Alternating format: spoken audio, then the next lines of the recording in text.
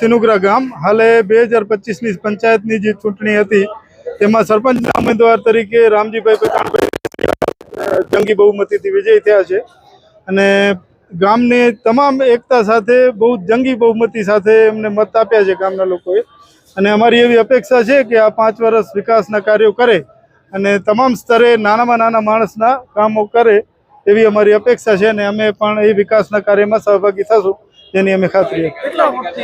686 મતે જીત્યા. ચૂંટણીના વિકાસના જ મુદ્દા હતા કે જે આવાસની યોજનાઓ હતી ગરીબ માણસો માટેના રહેણાંકના મકાનો અને પાણીની સુવિધા અમુક બાકી છે જે એ પછી સીસીટીવી કેમેરાનું હતું. ગટર લાઈન ને રોડના કામ તો ઘણખરા થઈ ગયા છે.